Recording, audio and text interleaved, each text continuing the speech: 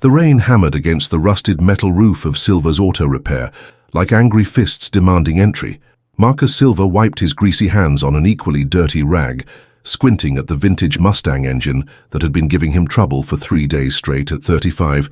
He was considered one of the most talented mechanics in the city. If only talent paid the bills. "Come on, you stubborn piece of—" Marcus muttered, then stopped himself. His grandmother always said cursing at machines made them more rebellious. The sound of expensive heels clicking across wet concrete made him look up through the grimy windows of his shop.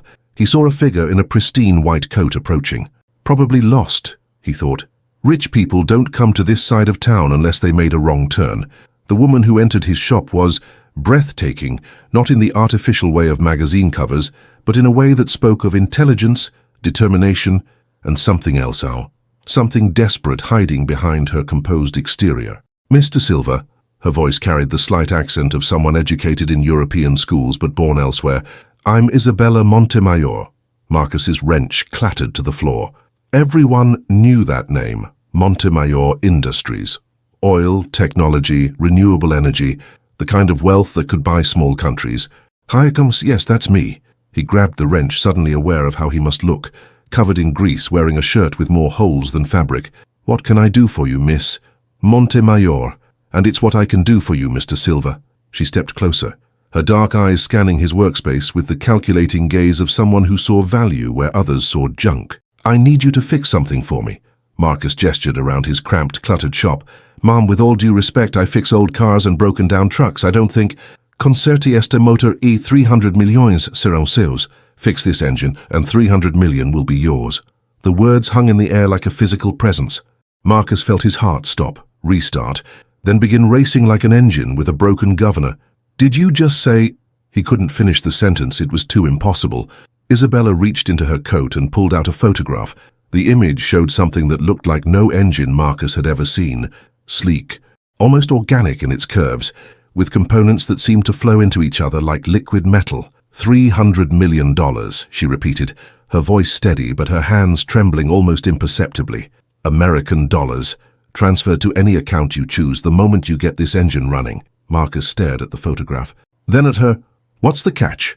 "The catch," Isabella said, her composure cracking just slightly, "is that you have exactly 30 days.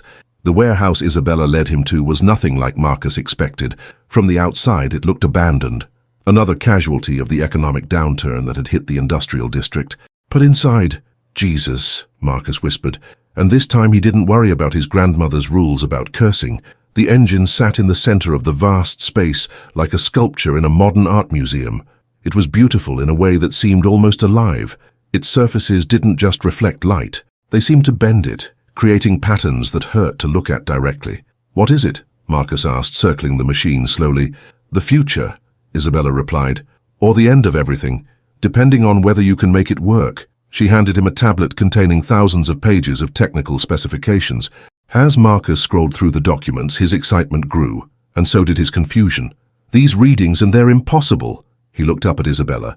"According to this, your engine should produce more energy than it consumes. That violates the fundamental laws of thermodynamics." "Yes, I know." Isabella's voice was tired, as if she'd had this conversation many times before. "My father spent 40 years and $12 billion making the impossible possible." "Your father? Dr. Eduardo Montemayor? Perhaps you've heard of him?" Marcus nearly dropped the tablet. Eduardo Montemayor was a legend, a physicist who disappeared from the public eye 20 years ago. Right after publishing papers that the scientific community had dismissed as fantasy, he died 6 months ago, Isabella continued, her voice carefully controlled. "Heart attack, but not before he finished this." She gestured toward the engine, the prototype for unlimited clean energy, zero emissions, infinite sustainability. It could power entire cities using nothing more than, well, the mathematics are complex, but essentially, it draws energy from quantum fluctuations in space itself. Marcus felt like Alice falling down the rabbit hole. Why bring it to me? Why not take it to MIT or NASA? Or, "Because," Isabella said, and for the first time her mask slipped completely, revealing something raw and desperate. "They would study it for years before trying to build it, and I don't have years." She paused, seeming to wrestle with herself. "I don't have months." The way she said it made something cold crawl up Marcus's spine. "What do you mean?" But Isabella had already turned away. Everything you need is in those files, parts, specifications, funding for anything else you might require. There's a fully equipped lab through that door and living quarters upstairs if you prefer to work around the clock. Wait, Marcus called after her. So you still haven't told me why? 30 days, Mr. Silva. She paused at the door without turning around. Make it work, and $300 million will be the least of what you gain. The door closed behind her with a sound like a coffin lid. For 3 days, Marcus barely slept. He dismantled and studied every component of the engine. Cross-referencing Isabella's father's notes with his own observations, what he found defied everything. He thought he knew about mechanical engineering. The components weren't just precisely machined. They were perfect in ways that suggested manufacturing techniques decades ahead of anything publicly known. More disturbing, some parts seemed to change when he wasn't looking directly at them. He'd measure a component, turn away to check his notes, and find that the measurements were different when he looked again. On the 4th day, Isabella returned. She looked diminished, still beautiful, still impeccably dressed. But there was a grayness to her skin that makeup couldn't quite hide. "How are you progressing?" she asked, settling carefully into a chair that Marcus had brought from the office area. "Your father was either a genius or completely insane," Marcus said bluntly. "Maybe both these quantum resonance chambers? They shouldn't be possible to manufacture with current technology." "But they exist," Isabella pointed out. "Yes, they exist, but they don't work." Marcus wiped his hands on a rag, frustrated. "I've run every diagnostic I can think of. The components are all perfect. The assembly is flawless, but when I try to initialize the quantum field generators, nothing. Less than nothing. The energy readings actually go negative, like the machine is somehow consuming power that doesn't exist yet." Isabella nodded, as if this was expected. "My father had the same problem. He spent the last 5 years of his life trying to solve it." "Then how do you know it can work?" "Because," Isabella said quietly, "I've seen it work." She produced another tablet, this one containing video files. The first clip showed the engine in what looked like a testing facility, its surfaces glowing with an inner light that pulsed like a heartbeat. Energy readings scrolled across the screen. Impossible readings that showed power output, exceeding input by factors of thousands. "When was this recorded?" Marcus asked. 2 years ago, the prototype ran for exactly 17 minutes and 34 seconds. Then it stopped, and my father could never get it to start again." Marcus studied the video more carefully. "What happened at 17 minutes and 34 seconds? Isabella was quiet for a long moment. When she spoke, her voice was barely above a whisper. "My father collapsed just like the engine. They were connected somehow." A chill ran down Marcus's spine. "Connected how?" "I don't know, but I think—" She paused, seeming to struggle with the words. "I think fixing the engine isn't just about mechanical skill. There's something else, something personal." She stood to leave, moving more carefully than someone her age should need to. "Miss Montemayor," Marcus called after her. "Are you all right?" She paused at the door, her back to him. 26 days left, Mr. Silva." Marcus was deep in the engine's quantum matrices when he heard the warehouse door open. He glanced at his watch. 2:17 a.m. Isabella never came this late. The footsteps were wrong too. Heavy boots, not expensive heels, moving with the careful precision of someone trying to be quiet. Marcus grabbed a heavy wrench and slipped into the shadows between equipment racks. 3 figures in black moved through the warehouse like professionals, their faces hidden behind balaclavas. One carried what looked like a sophisticated electronic device, sweeping it back and forth like a metal detector. They were scanning for something. The leader gestured toward the engine, and Marcus realized with cold clarity that these weren't random thieves. They knew exactly what they were looking for. One of them produced a small device that looked like a grenade. Marcus didn't wait to see what it was. He charged from the shadows, the wrench whistling through the air toward the closest intruder's head. The fight was brief and brutal. Marcus had the advantage of knowing the terrain. But the intruders were trained professionals. By the time security alarms began wailing, triggered by God knew what, 2 of the saboteurs were down, but the 3rd had disappeared. Along with several critical components from the engine, Isabella arrived 20 minutes later, followed by a small army of private security personnel who swept the warehouse with military efficiency. "What did they take?" she asked, examining the damaged engine. Marcus checked his inventory against the scattered parts. 3 quantum resonance chambers and the primary field generator. Without those, the engine can't work. Worse, without those specific components, I can't even test my theories about what your father was trying to accomplish. Isabella sank into a chair, and for the first time since Marcus had met her, she looked defeated. How long to get replacements, she asked. If such things existed anywhere else in the world, maybe 6 months. If we could find someone capable of manufacturing them. Marcus sat down across from her. But I don't think they do exist anywhere else. Do they? Isabella shook her head slowly. My father made everything himself in his private lab. The specifications exist, but the manufacturing process... She trailed off. He never wrote it down, Marcus finished. He was paranoid about corporate espionage. All the critical processes were kept in his head. They sat in silence, surrounded by the scattered remains of impossible technology and the cooling bodies of professional saboteurs. Who were they? Marcus asked finally. Petroleum cartels, maybe. Foreign governments. There are a lot of people who would kill to prevent clean, unlimited energy from reaching the market. Isabella's voice was hollow. My father always said this day would come. Marcus studied her pale face, the careful way she held herself. Miss Montemayor, I need to ask you something, and I need you to tell me the truth. She met his eyes. Are you dying? Isabella was quiet for so long that Marcus thought she wouldn't answer. When she finally spoke, her voice was steady but her hands trembled. Genetic cardiomyopathy, the same condition that killed my father. She looked down at her hands as if they belonged to someone else. It's hereditary, progressive, and in my case, accelerated by stress. How long? The doctors say 6 weeks. Maybe 8 if I'm lucky and avoid excitement. A bitter smile played at the corners of her mouth. Hiding in a warehouse, dodging industrial saboteurs, and gambling everything on an impossible engine probably doesn't qualify as avoiding excitement. Marcus felt something shift inside his chest.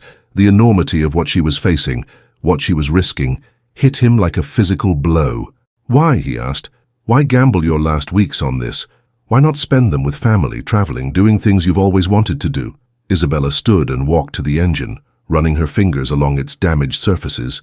Because I've seen what this world becomes without change, Marcus. I've seen the climate projections, the resource wars that are coming, the billions of people who will die if we don't find alternatives to fossil fuels. She turned to face him. My father spent his life creating the solution. I can't let it die with me. But the components can be rebuilt. She pulled out her phone. I'm flying in Deekter. Sarah Chen from Singapore. She worked with my father in the early stages of the project. Between her knowledge and your mechanical genius, that could take months. You said yourself you don't have months. Isabella's smile was sad but determined. Then we'll have to work faster, won't we, over the next hour? She made a series of calls that demonstrated just how much wealth and influence the Montemayor name commanded. By morning, a team of specialists would be flying in from around the world, along with manufacturing equipment that probably cost more than most people made in a lifetime. There's something else, Isabella said as she finished her calls. Something I haven't told you about the engine. Marcus waited. It doesn't just draw energy from quantum fluctuations. It's designed to be symbiotic. Symbiotic with what? With its operator. My father believed that consciousness itself plays a role in collapsing quantum possibilities into reality. The engine is designed to interface with human bioelectric fields, using the operator's neural patterns as a kind of quantum guidance system. Marcus stared at her. You're talking about hooking a human brain directly into that thing. Not hooking up, synchronizing. The operator maintains conscious control, but their bioelectric field becomes part of the engine's quantum matrix. That's why your father collapsed when the prototype shut down. And why, Isabella said quietly, I need to be the one to operate it when you get it working. Marcus felt a chill of understanding. It'll kill you, maybe. Or maybe it'll give my death meaning beyond just ending a genetic line that should have ended with my father. She walked toward the door, then paused. 22 days, Marcus. Make it count.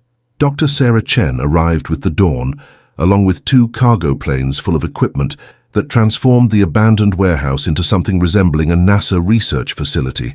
Chen was a small woman with sharp eyes and an intensity that reminded Marcus of a laser, focused, precise, and capable of cutting through anything in her path. Isabella's told me about your progress, Chen said without preamble. Show me what you've learned. For the next 6 hours, Marcus walked Chen through every detail of his analysis. She absorbed information like a sponge, asking questions that revealed depths of understanding about quantum mechanics that made Marcus feel like a kindergartner trying to explain calculus. You're right about the symbiotic interface, Chen said finally. Eduardo's breakthrough was realizing that consciousness isn't separate from quantum mechanics. It's an integral part of it, the observer effect, taken to its logical conclusion. But hooking a human mind into that thing isn't hooking, it's partnership. Chen pulled up holographic displays from her tablet, showing models of brain activity synchronized with quantum field fluctuations. The human consciousness provides intention and direction. The engine provides power and focus. Together, they can manipulate quantum probabilities in ways that pure technology never could. Marcus studied the displays. What happens to the human partner? Chen was quiet for a moment. Eduardo ran the prototype for 17 minutes.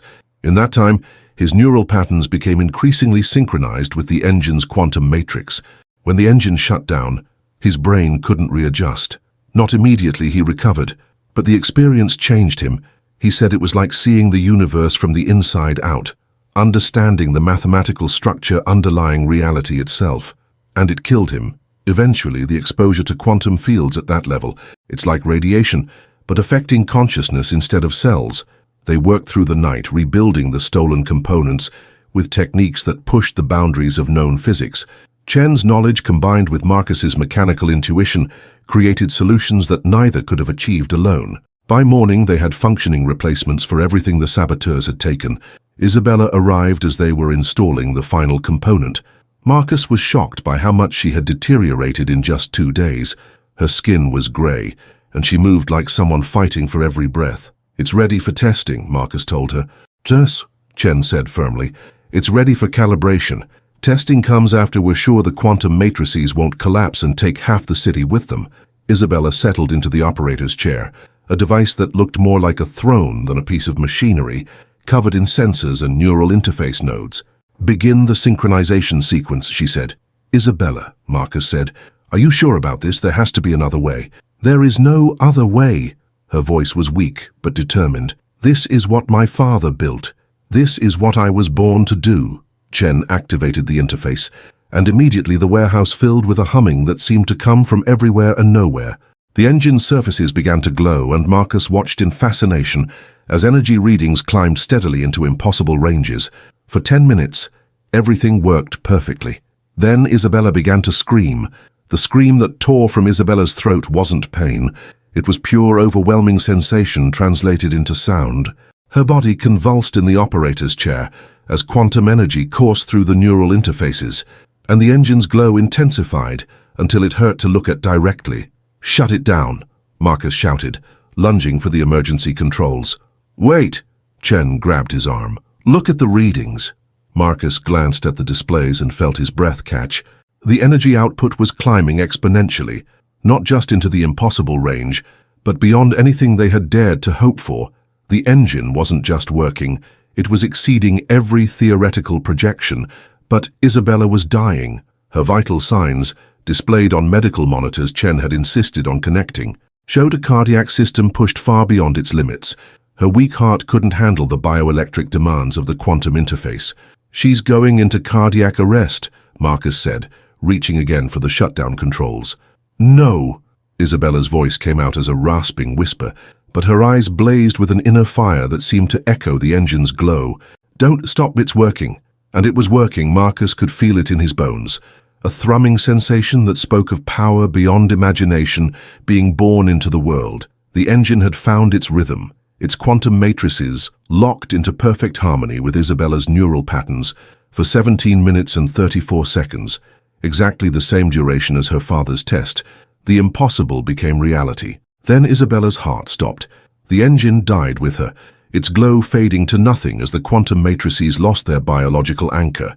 In the sudden silence, Marcus's ears rang as if he'd been standing next to a jet engine. Chen was already working on Isabella, administering CPR with mechanical precision while monitoring equipment. Shrieked alarms. Marcus watched the woman who had changed his life lying still on the operator's chair and felt something inside himself break.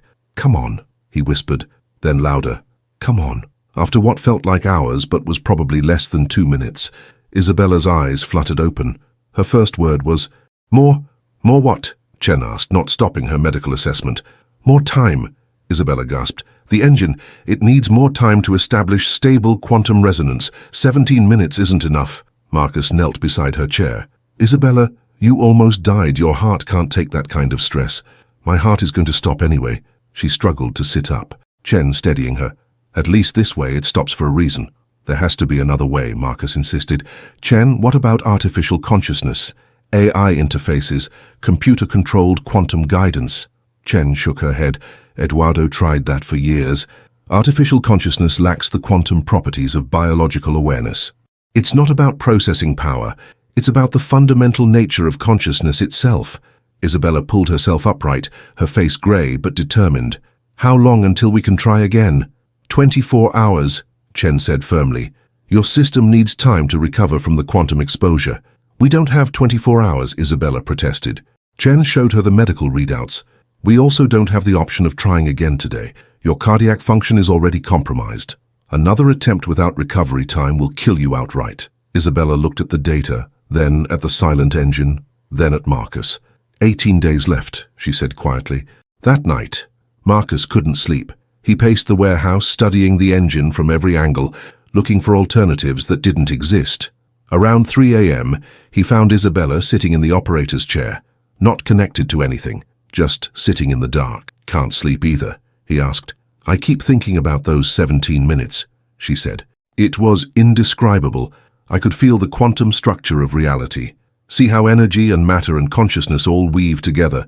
For 17 minutes, I understood everything. Was it worth it? She was quiet for a long time. Ask me again, when we make it work for 18 minutes 3 days later. Chen made a discovery that changed everything.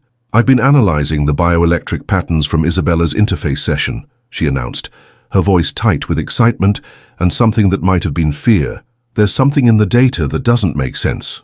Marcus and Isabella gathered around Chen's workstation, where complex waveforms scrolled across multiple displays. During the first 10 minutes of operation, Isabella's neural patterns show normal stress responses, elevated but manageable, but look what happens here. Chen highlighted a specific section of the data. The waveforms suddenly became impossibly complex, showing brain activity patterns that looked more like abstract art than medical data. What am I looking at? Marcus asked. Multiple consciousness signatures, Chen said quietly. Not just Isabella's. Isabella leaned forward. Multiple. You mean other people? Not other people. Other instances of consciousness that share Isabella's neural patterns. As if, Chen struggled with the words, as if consciousness itself has quantum properties that allow it to exist in multiple states simultaneously. Marcus felt a chill run down his spine. You're talking about quantum superposition in a human brain.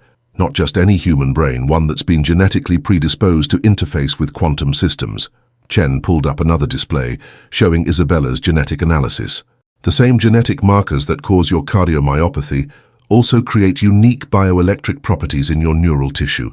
Isabella stared at the data. My father had the same genetics, which explains why he could operate the prototype and why you can interface with it now. Chen's voice grew more excited. But there's more. The consciousness signatures in the data. They're not random, they show purposeful intelligent patterns. Meaning what? Meaning that during quantum interface, you're not just connecting with an engine, you're connecting with other versions of yourself. Alternate quantum states where different choices were made, different outcomes occurred. Marcus felt the world tilt. Are you seriously suggesting that this engine creates a bridge between parallel universes? I'm suggesting, Chen said carefully, that consciousness naturally exists in quantum superposition, and that this engine allows access to that natural state. What we perceive as parallel universes might simply be other quantum states of the same consciousness. Isabella was silent, her face pale but thoughtful. During the interface, she said finally, I kept hearing voices, other voices that sounded like me, but different, older, younger, speaking languages I don't know but somehow understood. Chen nodded. Other quantum states of Isabella Montemayor, other versions of you who made different choices, lived different lives, and they were trying to tell me something. What? Isabella closed her eyes, concentrating. That 18 minutes isn't enough either. The engine needs to run for exactly 43 minutes and 17 seconds to achieve permanent quantum resonance. Marcus did quick calculations. That's more than twice as long as your last session, Isabella. Your heart won't survive it, I know. She opened her eyes, and Marcus was struck by the calmness there. But maybe it doesn't need to. Chen frowned. What do you mean? If consciousness exists in quantum superposition, and if the engine creates bridges between quantum states, Then maybe death in one state doesn't mean death in all states. Marcus felt something cold crawl up his spine. Isabella, you're talking about... I'm talking about finishing what my father started. She stood, moving with sudden purpose. Chen, how long do we need to modify the interface for extended operation? Isabella, no, this is madness. But Chen was already running calculations. 72 hours, maybe less if we work around the clock. Isabella nodded. Do it. That night, as Chen worked on modifications and Isabella rested under medical supervision, Marcus found himself alone with the engine. He stared at its elegant curves, its impossible beauty, and wondered if they were creating salvation or damnation. His phone buzzed, a text from Isabella. Meet me on the roof. We need to talk. He found her standing at the edge of the warehouse roof, looking out over the city lights. The night air was cold and she had wrapped herself in a heavy coat that made her look even smaller and more fragile. Second thoughts, she asked without turning around. About a dozen of them, Marcus admitted. Isabella, what you're proposing, it's not just dangerous, it's completely unknown territory.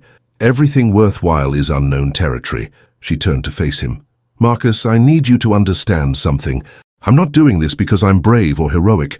I'm doing this because I'm scared. Scared of dying. Scared of dying without making a difference. Scared that my father's work will be lost. That the world will burn while the solution sits in a warehouse, incomplete. She moved closer. But mostly scared that I'll die without knowing what 43 minutes and 17 seconds feels like. Marcus studied her face in the city lights.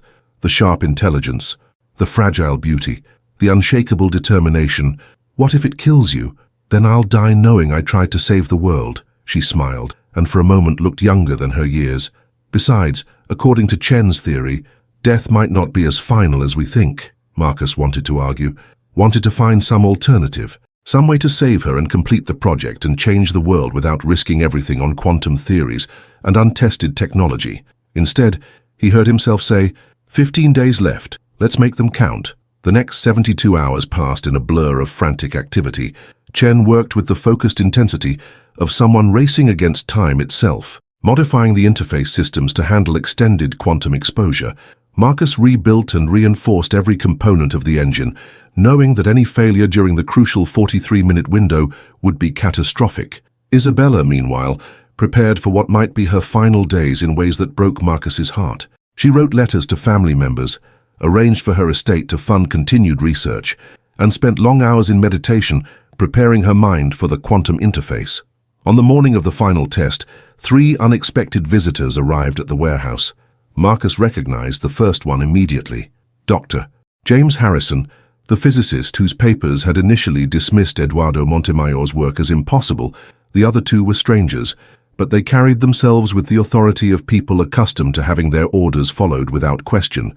Dr. Chen, Mr. Silva, Harrison said without preamble, I'm here on behalf of the Department of Energy. This project is being classified under the National Security Act. Isabella emerged from the operator's area, looking pale but determined.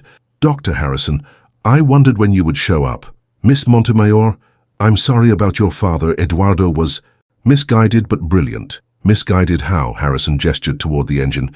This technology is too dangerous for private development. The potential for weaponization, for disruption of existing energy markets, for unintended consequences. It needs to be controlled. Controlled by whom? Marcus asked. One of Harrison's companions, a woman in an expensive suit who had said nothing so far, stepped forward. By people who understand the broader implications, Mr. Silva. Your work here has been impressive, but it's time to step aside and let the professionals take over. Isabella laughed, a sound with no humor in it. Professionals like the ones who have been suppressing clean energy research for the past 50 years. Miss Montemayor, Harrison said, his voice taking on a patronizing tone. You're clearly unwell. Let us help you. Let us complete your father's work properly. No. The simple word carried absolute finality. Chen stepped forward. The interface is calibrated specifically for Isabella's neural patterns. Anyone else attempting to operate the engine would likely die instantly. Then we'll study the technology until we can build safer interfaces, the woman said. This is not negotiable. Marcus looked at Isabella, saw the desperation in her eyes, and made a decision that surprised even himself. Actually, he said, moving to stand between Harrison's group and the engine, it is negotiable. This is private property. The technology belongs to Miss Montemayor, and you have no legal authority here. Harrison's companion reached inside her jacket. "Mr. Silva, I think you misunderstand." She never finished the sentence. Isabella had triggered the warehouse's security system, and suddenly the building filled with the sound of blast doors slamming shut. Emergency lighting bathed everything in red. "Lockdown protocol activated," Isabella said calmly. "This facility is now sealed. The only way out is through the quantum interface." Harrison stared at her. "You're insane." "Probably, Chen. Begin the startup sequence." The engine began to hum, its surfaces taking on their characteristic glow. Harrison and his companions backed away as energy readings climbed beyond anything normal technology could produce. "Isabella," Marcus said, "are you sure about this?"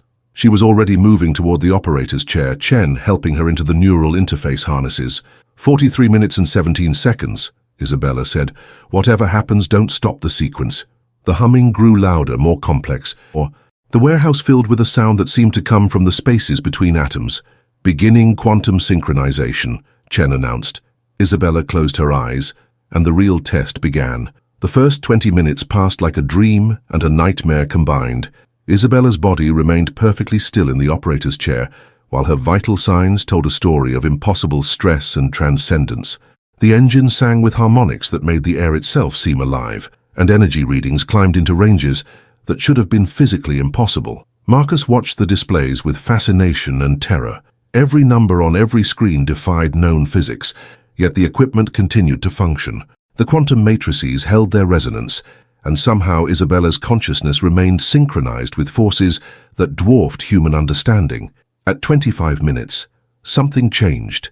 "Chen," Marcus said urgently, "look at the neural patterns." The displays showed Isabella's brain activity multiplying, fracturing into dozens of separate but connected streams. It was as if her consciousness was spreading across multiple realities simultaneously. "She's interfacing with multiple quantum states," Chen breathed. "The other versions of herself. She's actually connecting with them."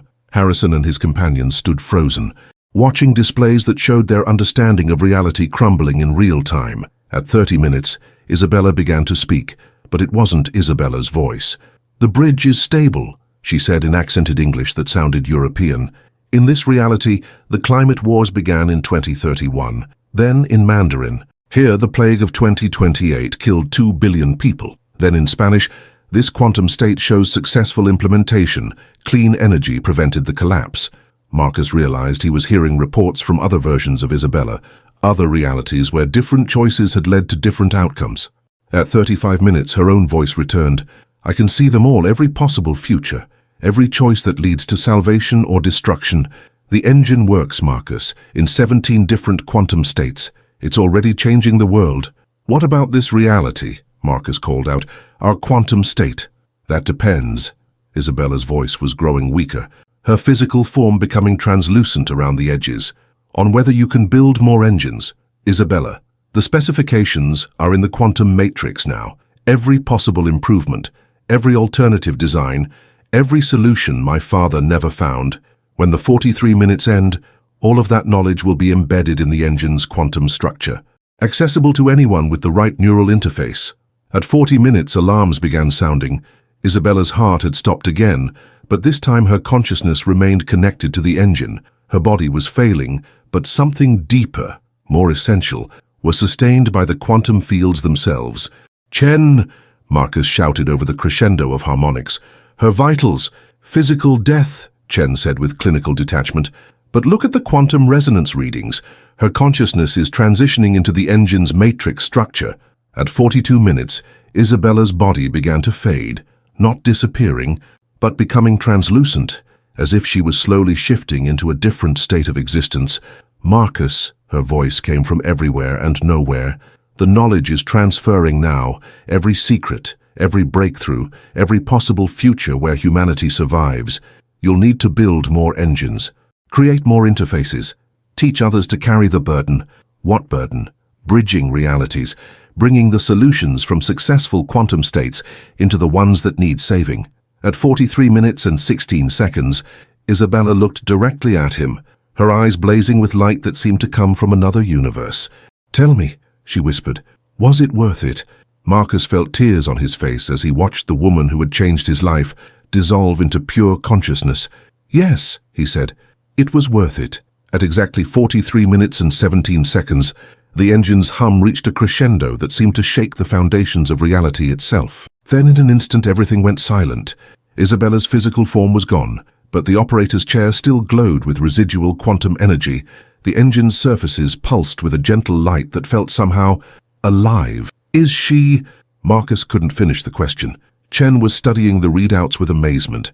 Her consciousness has integrated with the quantum matrix. She's not dead, Marcus. She's become part of the engine itself. Harrison stepped forward cautiously.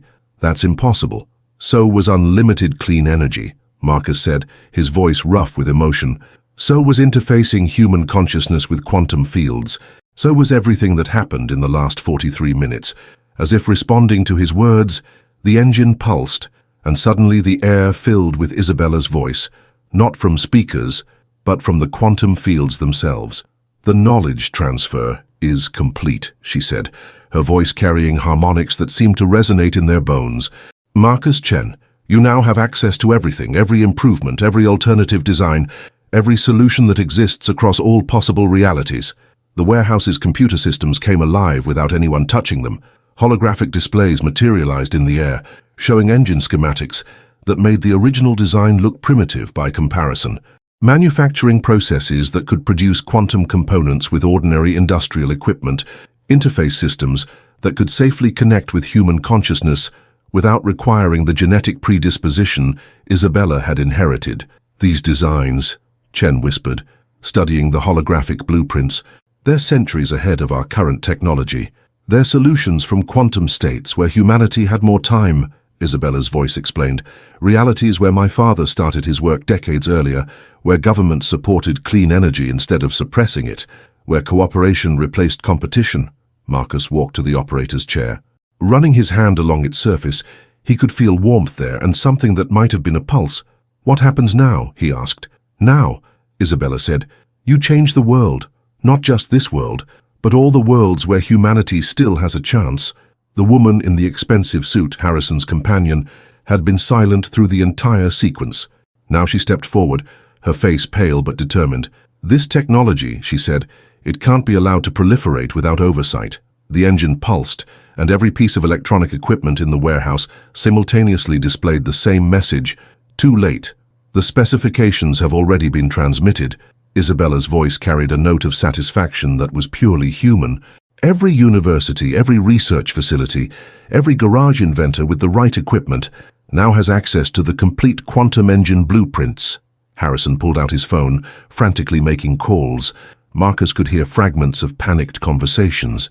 Government officials realizing that the technology they'd tried to suppress was now freely available to anyone with the knowledge to use it. Chen was laughing, tears streaming down her face as she studied the holographic displays. It's brilliant, absolutely brilliant. She's made it impossible to control or suppress because everyone has access to it simultaneously. But the resources required to build these engines, the suited woman protested. The rare materials, the precision manufacturing, are all addressed in the alternative designs. Isabella's voice interrupted. Version 2.0 can be built with components available at any electronics store.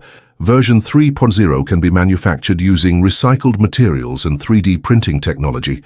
Marcus felt something that might have been hope beginning to grow in his chest. How many versions are there? 47 major iterations, each designed for different technological and resource levels. By tomorrow morning, basement inventors in developing countries will be building engines alongside university research teams. The implications hit Marcus like a physical blow. Not just clean energy, but abundant energy. Not just for the wealthy nations, but for everyone. Not controllable by governments or corporations, because the knowledge was now as freely available as air. Isabella, he said softly, you did it. You actually did it. Her laughter filled the warehouse. Not the careful, controlled sound he remembered, but something joyous and free. We did it, Marcus, all of us, every quantum state, every version of ourselves that refused to give up. Her voice grew softer. And now you get to see what happens next. The engine's glow began to fade, settling into a gentle pulse that matched the rhythm of a resting heartbeat. The quantum interface is stabilizing, Chen announced. The engine can now operate indefinitely without direct consciousness interface. It's become self-aware, not self-aware. Isabella's voice corrected gently. We aware, I'm part of it now, but so is every consciousness that contributed to its creation. My father, the other versions of myself from successful quantum states, even fragments of you and Chen from the time you've spent working with the quantum fields. Marcus felt a chill of understanding. You mean we're all connected to it now?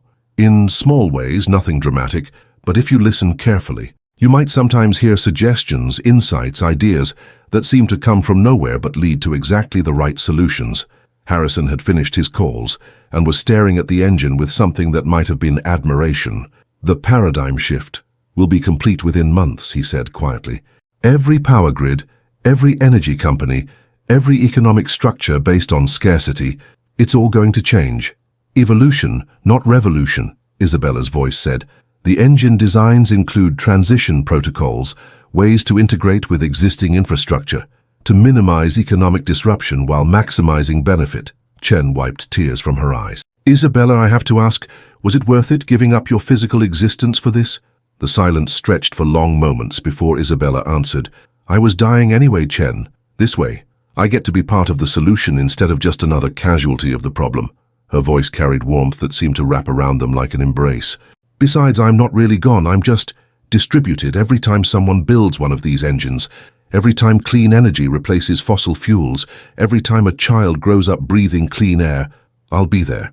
Marcus looked around the warehouse, at the impossible engine humming with contained starlight, at Chen surrounded by holographic blueprints for a better future, at Harrison and his companions grappling with a world that had changed forever in the space of 43 minutes. What about the $300 million? He asked, surprising himself with the question. Isabella's laughter was pure music. Check your bank account. Marcus pulled out his phone and nearly dropped it.